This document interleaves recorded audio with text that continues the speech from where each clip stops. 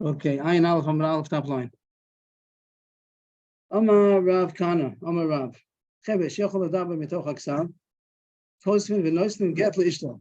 A Chevesh, which we're going to see that a Chevesh means somebody that's deaf. But here it sounds like he's so deaf mute. A deaf mute usually has a din of a shota. Chevesh shota of a katan usually goes together. And someone that's deaf mute is considered that he doesn't have sense, he doesn't have intellect. And it's in the same category as a minor usually. And he cannot give a get. A katan cannot give a get. The chevesh cannot give a get. We'll see more today about it. That if somebody's married on a Drabbana level, maybe he can give a divorce on a Drabbana level. But if he's married on a Deraisa level, so he wouldn't be able to give a get because he doesn't have seichel. He doesn't have intellect. But here it says a chiddush, which is very relevant to today. A cheresh who can speak through writing. Means he knows how to write. He could communicate because he's deaf mute, but he could communicate through writing. So Rav said, that you could write and give a get to his wife. It means that his instructions is considered a bar das, even though he's deaf mute. And usually we consider him not a bar das, not intellectual.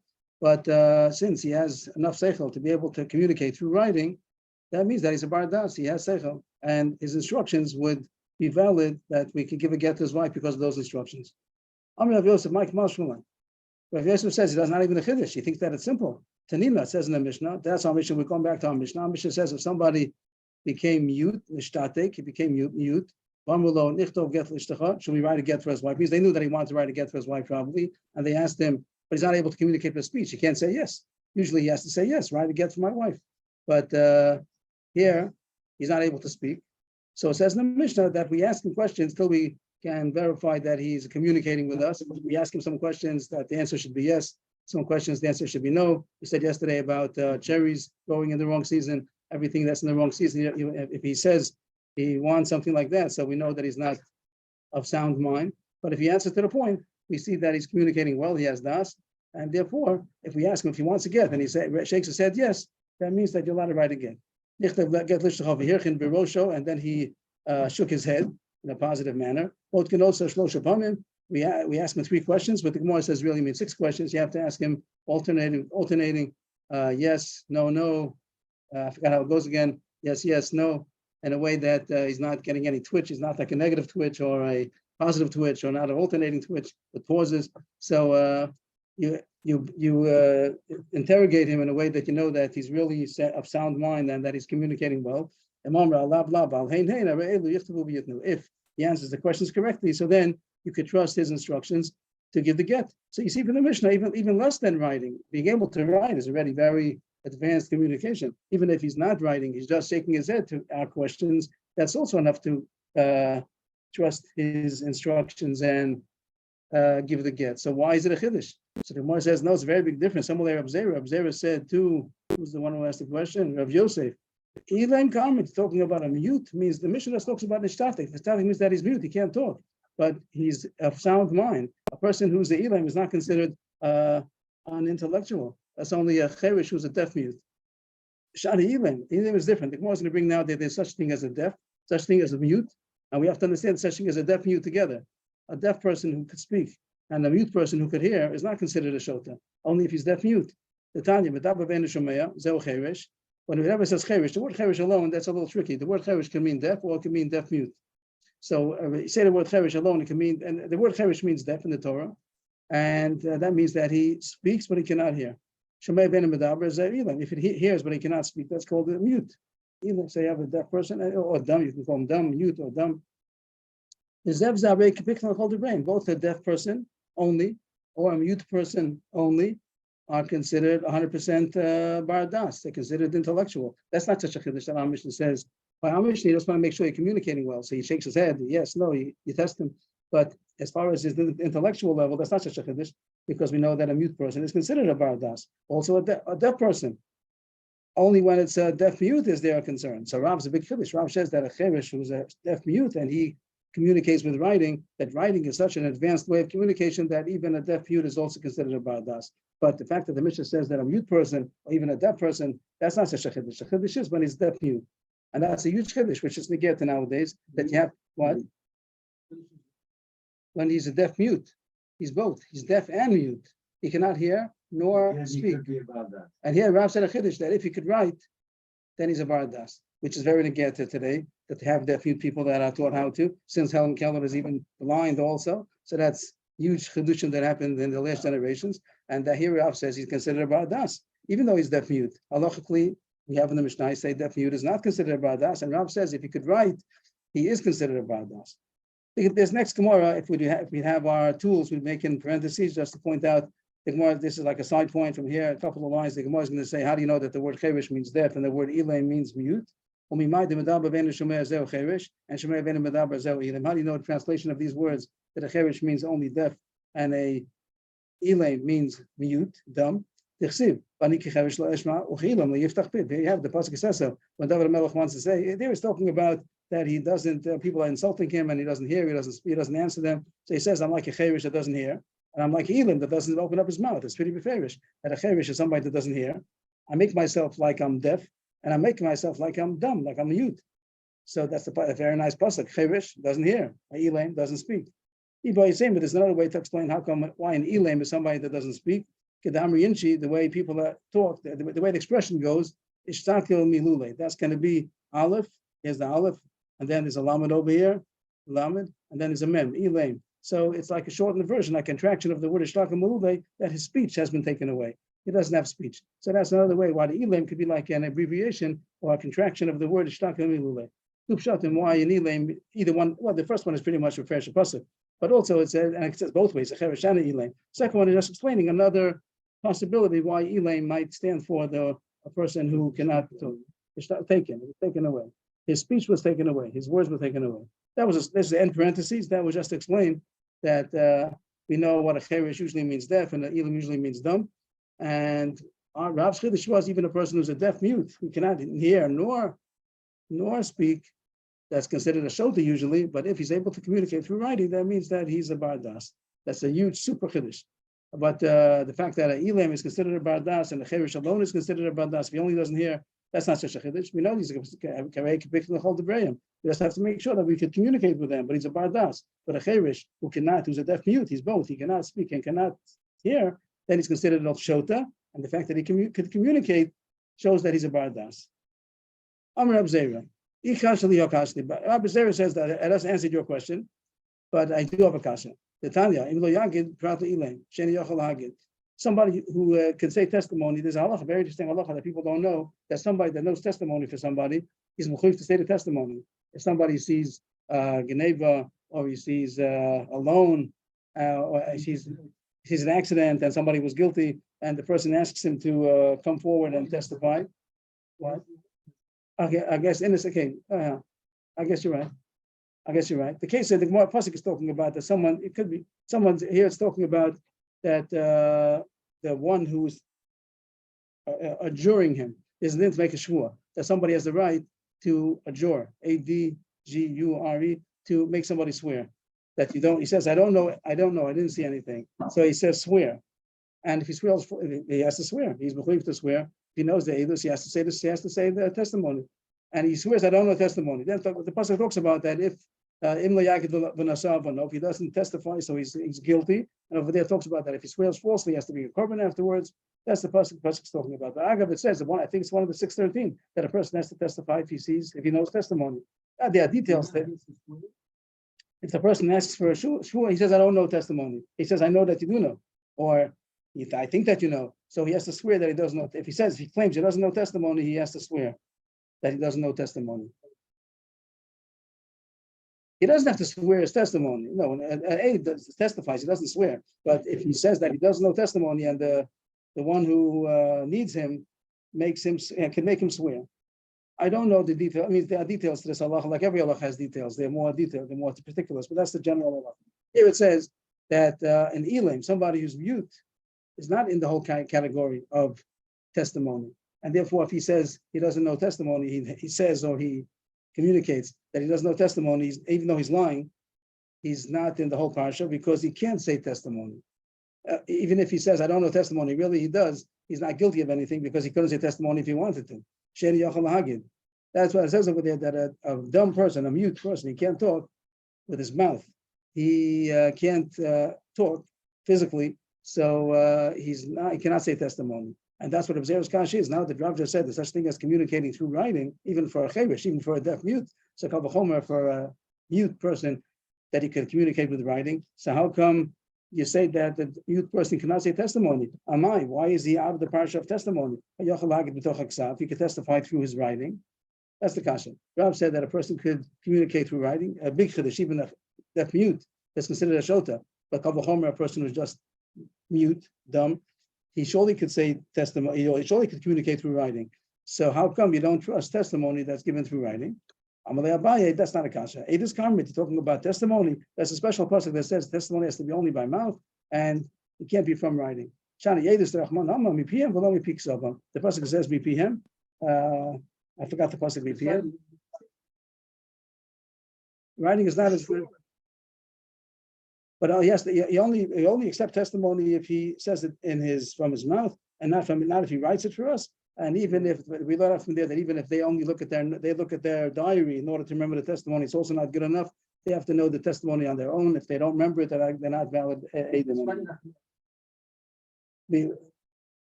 He swears by signing his name. But halachically, it's not considered testimony only if he says it with his mouth. So Abai is not concerned with Rabzer's Kasha. You're right, that testimony is true, that he can't testify with writing. That's an exception to the rule. As far as regular communication, like Gemara to instruct to give a get, we do understand, we listen to him, and it's considered a full communication. But as far as testimony, is only good testimony if he says it with his mouth. That's okay. The Gemara has a kasha. A kasha on. This is not a kasha. So the Mepharshim talk about this kasha seems to be a kasha on the facts that before it said that he can't testify by writing, and here the Bryce is going to say that he does. It doesn't seem to be anything to do with Rav. The Mepharshim try to get it that it should be a kasha on Rav or something I was said before. But the simple pshat in the Gemara would be that this is a kasha on the Bryce. Stephen Bryce before it said that a mute person cannot testify. And this Bryce is going to say that he could. Meisvei. Kishem shebot kenoso legittin, kachbot kenoso lemasos, lematanos, leiduyos, the same way we test him. What it means we test him. Over there we said yes, yes, no, no. We want to make sure that he's communicating right when he shakes his head. So it says even not even writing, even just shaking his head, you also could do that the same thing for business. Maso matan. Maso matanos means give and take. That means business. That you make a business deal. If he shakes his head, you check out a couple of times to make sure that you're communicating right with his yeses and nos, shaking his head, nodding and saying no. And also for testimony, that's the bikasha, iduyos. The testimony means that you also could accept testimony from somebody who's shaking his head, even less than writing. Well, the Yerushos for inheritance, we'll see in a second what other things mean. Right now it is focusing on the word iduyos, that it says here that you do accept nodding of the head as testimony. Right, we said before that even writing is not good enough for a testimony. And the kasha was, why not? You say writing is good. So we said, no, testimony is different. You have to say it by your mouth. Here it says even nodding your head is good enough. Mamash kasha in the two Brises before says not even good enough to write. And here it says it's even good enough to nod your head. So what testimony? Testimony.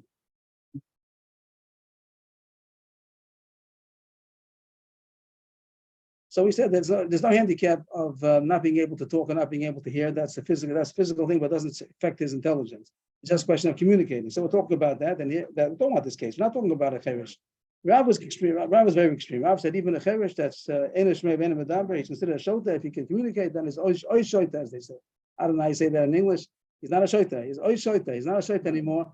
If he could communicate with the Ryan, that's going to be a sugya. But meanwhile, we got off the subject, and we're talking about even if he's a bardas, is it considered a good communication by writing? And we came across Allah that by testimony, even writing is not good. So we said that's an exception. Testimony is different. It has to be dafka by his mouth.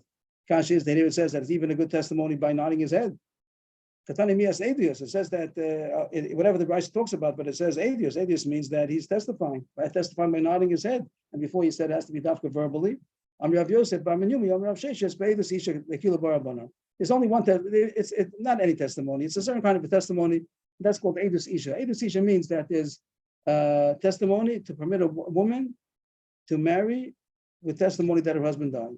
That's an aguna, that her husband went and we don't know where he is, and someone comes and testifies that he died and she's allowed to marry. And over there, we are lenient with the kind of testimony we need, because we assume that we tell the woman that she better check it out herself. Don't rely on the testimony, because if it comes that the husband comes back, So then she's really in trouble, and the kids are mamzerim, and she loses her ksuba, and a list of 25 things over there that could be repercussions of her getting married if her husband is really alive. So over there we have a big backup over there of being able to trust that the woman is not going to get married without really verifying that it's true, that her husband really died. So over there, the testimony we need is very little. Is even a echad is good enough. Even a woman is kosher to testify. Usually a woman is not a kosher aid. There's a lot of leniencies by Eidus Isha. So we're going to say that that's but testify. And no, she's not an aid. If she comes herself, she's not an aid. She's the woman. But we trust an aid echad. Even one witness that comes and says that husband died, we trust him, even if it's a woman that's coming, not the woman who's gonna a woman, and even a pastor, even some and here it says even if it will be even the nodding the head is good enough for that. Even if nodding the head, even if the witness comes and he can't talk and he just nods his head when we ask him questions, also that's enough to rely on. That's a special exception. Usually testimony is not good enough, but this testimony is a lot of leniencies because we have a strong backup that you said that she's not going to get married only if she knows that it's true. So that's a special exception.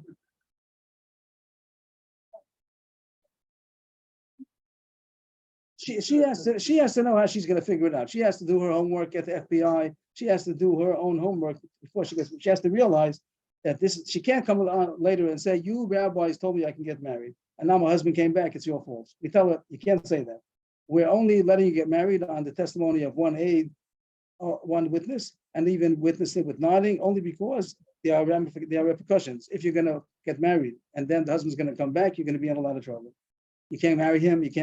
The children are mamzer from both sides. You lose ksuba, you lose the tanai ksuba, and therefore she's not going to make the move of getting married unless she's totally convinced. However, she's going to investigate that her husband really died. So therefore, since we have that backup or whatever you want to call it, so therefore we trust even a low level of witnesses, even not two witnesses, even one witness, and even not a kosher witness, and even nodding his head. But that's not going to be a kasha to us. We don't. It's not a really good testimony. The question is, but now the next two Gemara's kashas are a little difficult. What the Gemara thought when he says over here that for business and for Yerusha, for some reason the Gemara thought that it's talking about testimony about business, testimony about inheritance. So the Gemara Sakashi, you see that there's other kinds of testimony also. It's very strange that the Gemara thought so. That's not the simple words. It says for business, for testimony, and for inheritance. Why should the Gemara think that the business and the inheritance is talking about testimony? It doesn't say that. But the Gemara, for some reason, the Gemara is going to say its answer. That doesn't mean that. But the Gemara thought that Bryson, when it says something about nodding his head as far as business goes, or as far as inheritance, it also means to testify about business, to testify about inheritance. So that's the Gemara's kashi. You see the other kinds of testimony are also accepted. But Tani Yerushos, and that means testifying about Yerusha. So much no, doesn't mean that. I'm Rabbi Vo, who told you it means that. Yerusha's b'nai b'chor Katani. Yerusha's b'nai b'chor. It means not about testifying about somebody else's Yerusha. It means he's the one who's instructing. He's going to die, and he wants to give a will how he wants his Yerusha to be divided. For instance, that there's a b'chor that's supposed to get pishnayim, supposed to get double. He wants that he shouldn't get double. Whatever the case is, he wants to give instructions, a will for his own. So nothing to do. So you ask him, he nods his head. You go according to his instructions, but nothing to do with testimony. Testimony is a halacha that it has to be dafka from his words, except for Eidus Isha. It all says business, and for some reason the Gemara thinks business also means testimony about business. So you see, you can testify about business also, not only about Eidus Isha. My love the alma, that it means other people's business. It means testimony about somebody else's business. No. Also a simple shot. Low. It's not his own business. That he wants to sell something, wants to buy something. So he asks him questions and he nods. That's also good enough to accept. But that's only as far as his own business and his own inheritance. But as far as testimony, it's not believed, and even writing wouldn't be acceptable. Not only nodding the head, even writing wouldn't be acceptable for testimony, with one exception, only Eidus Isha. But they were going to be makel for a woman to remarry because her husband died, even if there's not a good Eidus, even nodding the head is good enough also. So far, at this point, we stop and take stock. What do we have? We have Rav had a big chiddush that even a cherish that doesn't hear or doesn't talk, that's considered a shota usually. If he's able to communicate with writing, that makes him into a bardas. That's like a super chiddush, very relevant to today. After that, the Gemara went into side points that now someone is even not a cherish, is not a shota, cherish shota v'katan. but he just can't speak physically. Is that a problem? So Amish says that he could communicate with nodding his head, sign language, body language, and the Gemara came out that there's an exception that even though we do trust body language, but testimony has to be adopted by verbal communication. He has to be able to say it. That's a Xer Sekosiv. And over there, you don't even accept writing. It has to be adopted that he's able to talk. There is a place where it says that testimony is accepted by just nodding the head. That's only going to be for Eid Sisha. For a testimony to permit a woman to be married because Eid Echad comes, that Eid Echad is believed in even with nodding, because over there we're making very lenient because she's going to investigate that she shouldn't have all of the ramifications of getting married when her husband's going to come back and say, here I am. Okay, so we have Rav's big Chiddush. That's now going back to the main focus now. That Rav's main Chiddush is that even a Cheresh, that's a deaf mute, if he could write, that shows that he's a bardas. Meisvei, Cheresh, lahochem bo'achari mizosa v'achak fitzosa v'achak ksav yodo elo b'metaltalin avalo legittin. It says here b'Cheresh that a Cheresh, we don't trust his hinting, sign language, or fitzosa means that he mouths it with his mouth. He mouths the words, and even after his ksav yodo, you don't trust his writing. Only from a taltalin, only as far as making business deals, but not for gittin. He says b'Cheresh that if a Cheresh, he writes instructions. I want to give a get to my wife. We don't trust it. So as mamish diametrically opposed to Rav. Rav said that a Cheresh who writes instructions to write a get, kiss for get for ishti, you trust the writing because he's smart enough to communicate. And here it says not. Here it says for gittin, you don't trust the Cheresh's writing. So mamish a bomb kasha, straight kasha on Rav. So the Gemara didn't find an answer, but it did find the machlokes. You're right, Tanoi. This brisa is against Rav, but I'm going to find the brisa, which is a continuation of the brisa we just asked from. That over there, in the same brisa that you asked from says you don't trust the writing. The brisa continues, and there is somebody that holds like Rav. The Tanya, which is a continuation of the above brisa. Here it says in the beginning, you don't trust the Cheresh's writing. Ksav yado. Reb Shimon Gamliel. V'med v'mamurim b'Cheresh meikoro. Aval pekechun is Cheresh who kosei v'hein chosmein. That Reb Shimon Gamliel says that only if he was originally from birth, he was a Cheresh, he was deaf mute from birth. So then, even if he learned how to write, how to communicate through writing, that's not good enough. But if he was originally a Pikeach, he was originally intellectual, he was smart, he had das, and then he became a deaf mute. So then the writing is more chashuv writing. Rashi calls it a ksav yad shel das, which I don't understand. Rashi makes like a lumpish term, and that's without Rashi's words, I wouldn't know what to say, but how to explain it even. But at least I have these words. Rashi is here towards the corner where Rashi bends. These words, ksav yad shel das. Rashi coined this phrase, ksav yad shel das. That since he once was a bar das, so now when he's writing according to what he was taught when he was a bar das. That now he became a cheresh. So if he's able to write intellectual writing, because he learned it when he was intellectual, that has more validity than someone who was, even his writing, he learned as a cheresh. How did he learn? However he learned, but that's not called intellectual writing. Even though now he's writing very intellectual. He's writing like a college graduate, he's mamish writing. But since he didn't get that knowledge when he was a bardas, he was a deaf mute. So that's not, he was always a deaf mute. He never was a deaf mute. He never was able to hear us or talk. So then, even if he's able to write, that kind of writing we don't trust.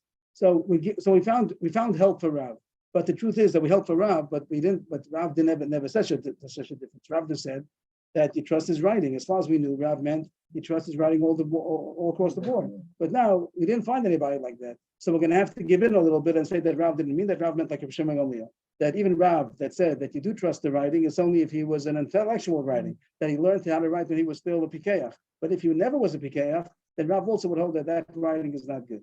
So we have to, how do they call it, bolakrat? We have to give in a little bit in order to help out Rav, or else Rav is off. He doesn't like anybody. There's a Tanakama, and even Reb Shimon Gamliel doesn't go as far as Rav went. We have to change Rav. We have to amend Rav. That Rav didn't mean to say that he's any kind of writing is good, only if he learned how to write when he was still intellectual.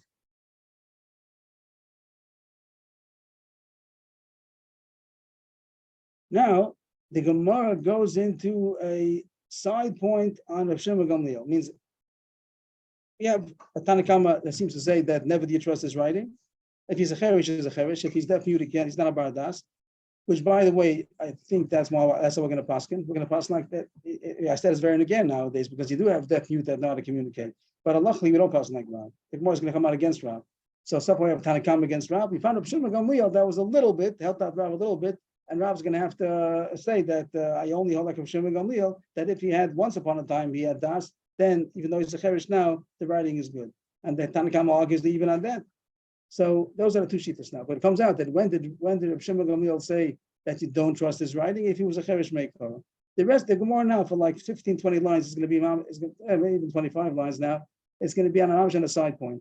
There's a technical point that the Gemara is hanging on. I'll put in parentheses. If it'll be our regular tools over here, I'll put in parentheses that the Gemara's issue is it's true that he doesn't have das, but what are you talking about? If he was a cherish meikoro, if he was always a cherish, so when he got married, he also was a cherish.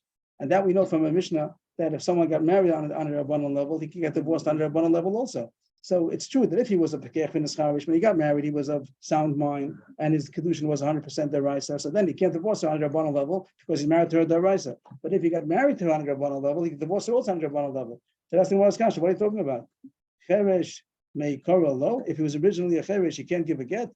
It's a Mishnah. The same way that he married her through sign language because he's a cheresh, and that means it's only kedushin rabbanan. So if we could divorce her, what's the problem? So that's like we're going into the kishkis. It's not the point anymore. This is not our main point anymore. Our main sugya is going to be a cheresh. That's a deaf mute. Could he prove his intellect by writing? Rav first said yes. Then we have to say Rav doesn't mean that. Rav only means like a Shimon Gamliel. If he was once upon a time a bar das, he has intellectual writing. Sav yad shel das. But Tanakama holds even that is not good. And Rav Shimon Gamliel holds that is good. Rav holds like a Shimon Gamliel. But by the way, Rav Shimon Gamliel said that if he was always a cheresh, he wouldn't be able to give a get with nodding. And the kasha is, of course, he could because he got married on a Drabbana level because he's only a cheresh. So he says he wants to. Yeah, we asked him, "You want to get married?" He said, "Yes." So then he says he want to get divorced. He says, "Yes." He should trust the hinting, sign language by divorce as much as that because it's everything is Drabbana. The Ramah says you're right. It's a kasha on Rav Shimon Gamliel, right? On Rav Shimon Gamliel, b'cheresh mei korah. Rav Shimon Gamliel agrees to the Tanakama b'cheresh mei korah that he can't divorce with hinting, with sign language. Why not? If he's a cheresh mei korah, it means he was originally from birth. He's a cheresh from birth. So when he got married, also was only Rabbana. So let him divorce her also. It's a kasha on Rav Shimon Gamliel. The Gemara answers, "I'll find you right. The good kasha. I'll find you a case. This is we can figure it out ourselves maybe, but it's a lumdus. How could you find the cheresh that got married daraisa? How could you find the cheresh who has no das that he got married daraisa? No, you're right. But what if he was from birth, the cheresh from birth? How could a quiz riddle? How could a cheresh from birth get married daraisa? Yeah. So everything's drabon. Shul's drabon. He has no das. She has no das. So the Gemara says yivamis. Recall Masach Sivamis. His brother was a pikeach. His brother was a married daraisa and died without children. So the wife falls to his brother. His brother happens to be a cheresh. So that's the daraisa. So the marriage of the brother is machayiv the marriage, the yibum. So the yibum daraisa. So his wife is married to him in daraisa because he didn't have to have his das. That's what we learned. I appreciate it. I would get it myself. I know, just for Isaac Park, to room temperature. That's how you get a cheresh, to get a kedushin daraisa. But if his brother was a pikeach, so then he's able to. So then he's married to daraisa. When the brother dies, and he marries the wife with yibum, even though he has no das, it's a kedushin daraisa. That's a big chab. So Moshe says, you're right. If he's his own wife, then it's true he'll be able to divorce it because he's only married to him with Rabbana.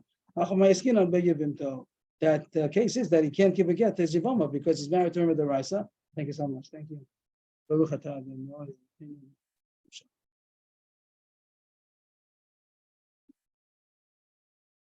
If he'd been married to her the Raisa, he wouldn't be able to.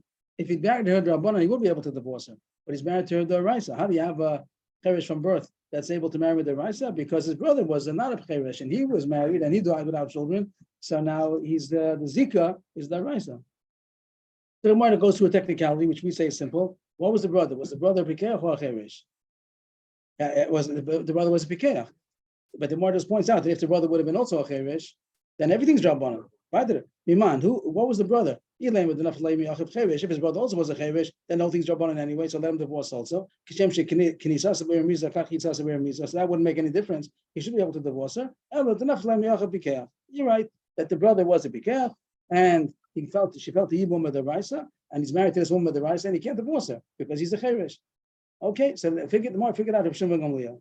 The Gemara goes over here for the next 15 lines with a detour that we don't understand. I don't understand why the Gemara wanted to say it, and the Gemara is going to knock it off after a while.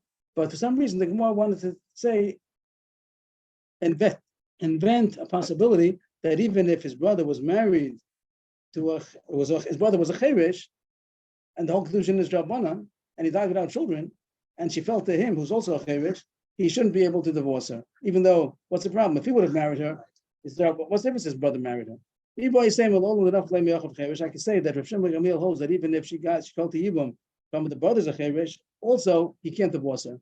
We're not going to allow any kind of a yavam to divorce his wife, a cheresh, a yavam a yavam cheresh. We're not going to allow him to divorce his wife because sometimes the brother's going to be a pekach. Even if the brother happened to be a cheresh and everything's rabbanan, he should be able to divorce her. We're not going to allow divorce because of gzeira. No, nothing's forcing the Gemara to say that. Just wants to say, we're not going to say it's only talking about when Rav Shimon Gamliel said that he cannot divorce. There's somebody who cannot divorce his wife. A cheresh who cannot divorce his wife. Sure, it's going to be if he felt the yibum from a pekach. But even if he felt the yibum from a cheresh and it's only rabbanan, still we're going to make a gzeira. Shouldn't be able to divorce his wife. Ask the Yachi Ishto Nami. So then say every cheresh shouldn't be able, even if he married her himself. Say also make a gzeira because there'll be a yibum case. The Gemara says that's not a different. That's not a comparison. That's not yivimta michlafa. It should be yivimta la michlafa. We have to make a gzeira by yibum. That if a woman felt a yibum, sometimes it falls from yibum from a pikeach. So we're going to say that even if she felt her yibum from a cheresh and everything's rabbanan, still don't divorce her. But no one's going to get confused that since you say that a cheresh marries a woman, he could divorce her. So you're going to think that also if he can't felt the yibum, no one's going to make the mistake. Then no, the yibum is different because over there it's the raisa. So the Gemara doesn't have. The Gemara is happy to say that maybe when Rav Shimon Gamliel said that a cheresh cannot divorce his wife, surely if he felt the yibum from a pikeach, but even if he felt the yibum from a cheresh, there's going to be a gzeira to pikeach, and therefore also shouldn't divorce him. But the Gemara now is going to slug this. So we're going to knock off this iboy sema, and so there is no such gzeira. So we have a Mishnah that says no such thing, that cheresh, that it's felt to him from yibum, from a cheresh, he could divorce his wife. Is that true what you're saying? That if someone, a cheresh, two cheroshim, and two chereshim, and one of them died without children, it fell to the other one, so he could divorce it because the whole thing is rabban. You don't say the gzeira, and it's going to be a fair Mishnah. On the page, we turn the page. Do make it gzeira? Do we make the Gemara said 2 lines ago? We make it gzeira that even if there are 2 brothers, and the one who died was a cheresh, and the live brother is a cheresh, we're not going to allow the second brother to divorce her. He does yibum. The first brother was a cheresh. He died without children. So there's no chalitza. The cheresh can't do chalitza. He has to do yibum. So he married the woman, and now he wants to divorce her. So really should be able to divorce her because the whole marriage is rabbanon. Even though the cheresh can't divorce on the raisa level, but he's only married to her on the rabbanon level because the first brother, the whole marriage was rabbanon. But the Gemara wants to say maybe make a gzeira that don't let him to divorce her because sometimes the brother who dies is going to be a pikeach, that's going to be a kedushin deraisa, and therefore, and the second brother is not, the young was not able to divorce her because he's married to her on the raisa level. He can't divorce her. But the Gemara is going to show it's not true. You don't make such a gzeira. But Tanan, it looks like a long Mishnah, but it's very simple. It talks about if there's 2 shnei achin chereshin. If you have 2 brothers that are both of them chereshin, so everything's rabbanan, right? It doesn't make a difference about what the wives are, because once the husbands are chereshim, it's only kedushin rabbanan. So it has all kinds of mixed and matches, but it's all the same. If you have two brothers that are chereshim, that they're married to 2 sisters, and it doesn't make a difference what they are. There's shnei achayos, either both of them are pikos, or shnei achayos chereshos, they're also chereshos, or shnei achayos achas pikachas v'achas chereshes. It doesn't make a difference. Both of them are chereshin. One of them is a cheresh. None of them are a cheresh. All these cases, both of them are married to Dushin Rabbanan. Or the opposite, that the 2 sisters are chereshos. V'chein shnei chereshos, the soon the shnei achin pikid, or the shnei achin chereshin, or the shnei achin echad pikech v'ech cheresh. A kitzer, either the 2 brothers are chereshin, or the 2 wives The two sisters are chereshin. So also everything's drabanan. You can't marry a cheresh cannot marry on the raisa level, and chereshes cannot be married on the raisa level. You need her das to get married. So in all these cases, these are two brothers and sisters that are married on a rabbanon level. So what happens if one of them dies? Is the yibum? Because this is the beginning of Pesachas Yivamis, all the way in the beginning. That even though there's yibum, but if there's an erva, then there's no yibum. Here you have that the brother's wife is also his wife's sister, right? The famous case, the beginning, you have two brothers married to two sisters. There's no yibum because besides being a brother's wife, it's also a wife's sister. So here it's true that the whole thing is Rabbanan, but on Rabbanan level, as much as they're married, they're also erva. So these two cases that they're two brothers and two sisters is no yibum. If the two wives are not sisters, but you have both of them are Rabbanan, two chershin married to two women, or two men married to two chershos, so everything's Rabbanan. And there is no erva in the first case that they're brothers and sisters, two brothers married to sisters, there's no yibum chalitza or nothing because there's an erva. And there's no yibum on this erva, even though everything's Rabbanan. The marriage is also, the marriage is Rabbanan, the erva is Rabbanan, so the erva Rabbanan overrides the yibum Rabbanan. But if they're nachrios, they're not married, they're not sisters to each other, doesn't mean goyim. If nachrios means that they're sisters, they're not sisters. So then you consul, then there's yibum on a Rabbanan level. Two brothers married to two women, both marriages are Rabbanan, so there's yibum on a Rabbanan level because the chershin. A cheresh cannot marry, and a cheresh cannot be married on the rice level, only with Rabbanan. So what do you have?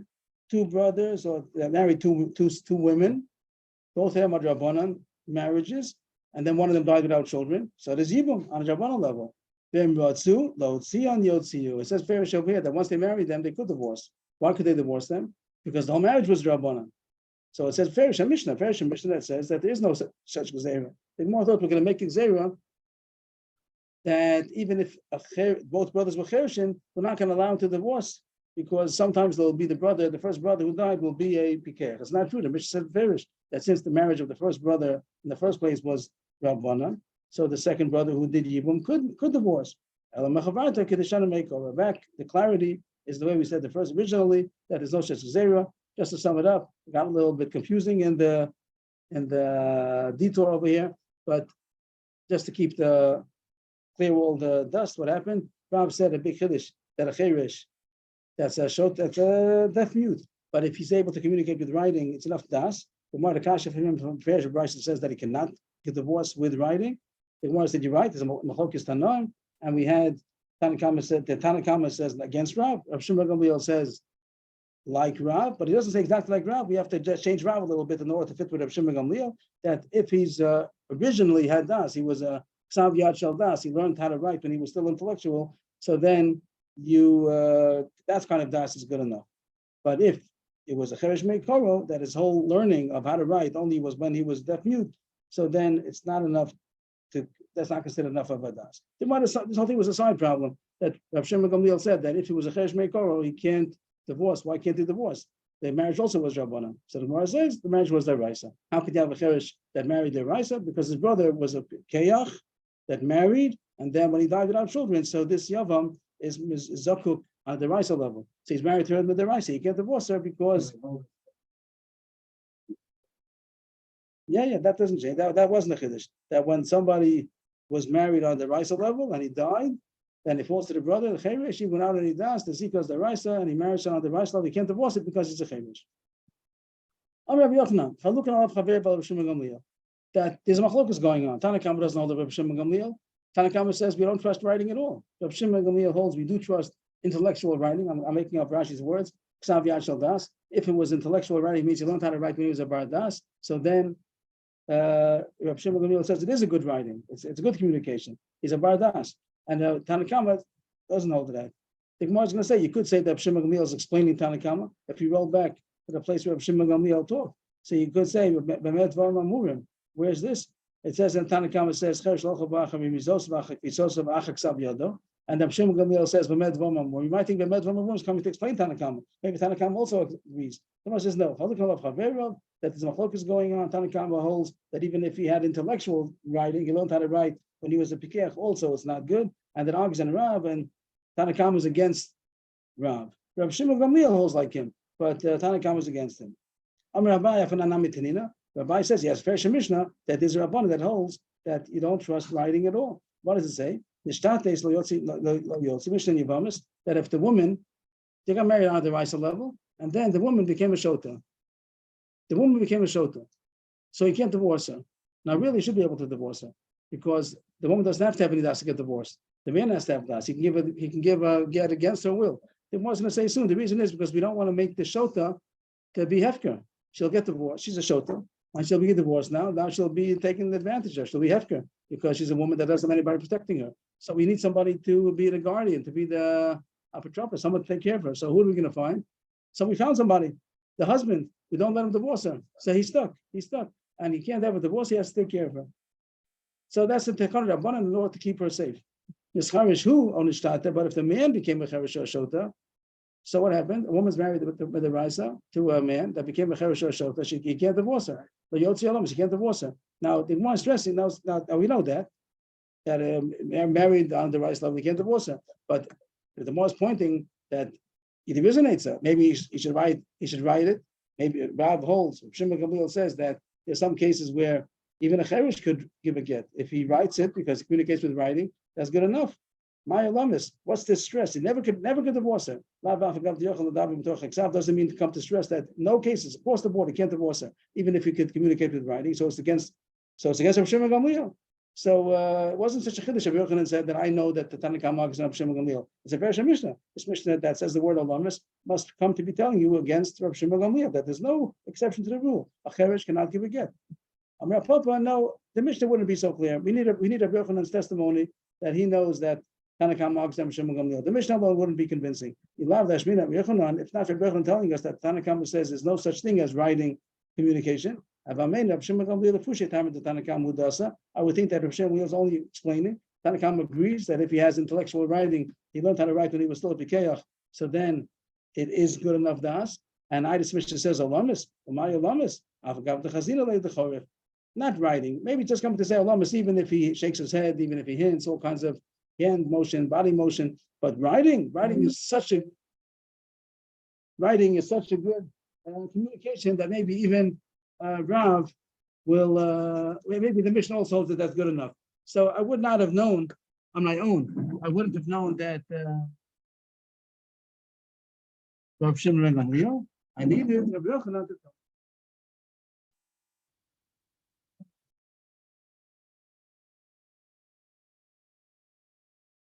Okay. And Idami the Chadav Yitzchak, the Rav Yitzchak, the Torah shows that Miskareshes we did have a pikachas Baal Torcha. This is what we just said a second ago. That the Raisa showed they could get divorced because you don't need her das. Same way any woman gets divorced if she doesn't like it or not. But how come they said they cannot divorce her? Because they shouldn't be efka. So why do you see that in the word olamis? So Rashi says the fact that it says in the Reisha, Eina Miskareshes, and here it says lo yotzi olamis, nishtates lo yotzi.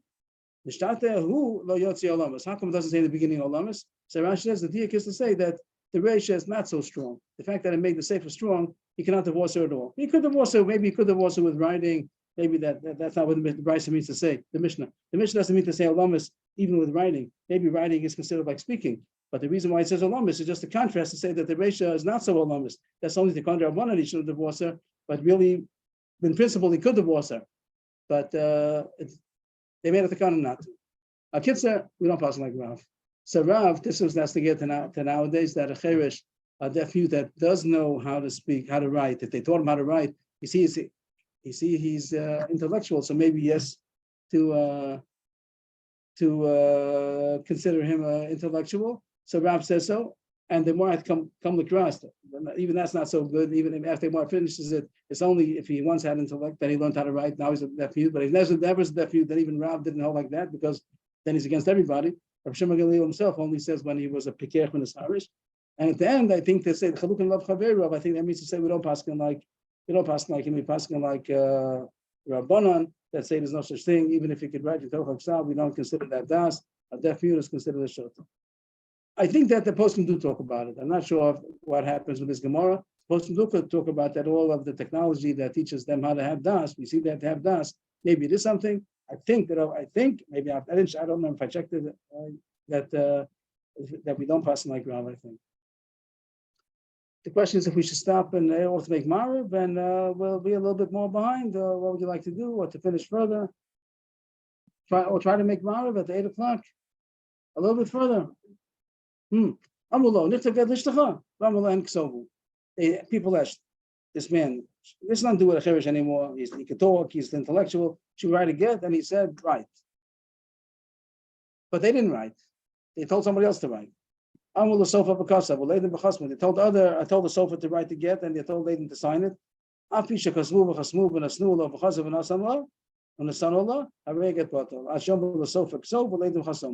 even though the sofa wrote it and Adam signed it, and they gave it to the husband, and the husband's the one who gave it to the wife, so everything sounds good. No good. He has to tell the sofa you write, and he has to tell Adam you sign. The Pashas in the Mishnah is, like the Gemara is going to say at the end, that we have focused before a couple of days ago at the end of the previous parak, if you could give over instructions to a shliach.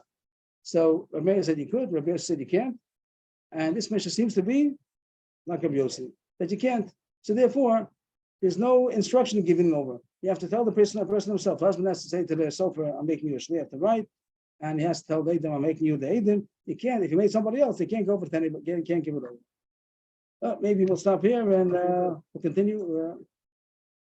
Okay. Yes, everybody. Thank you.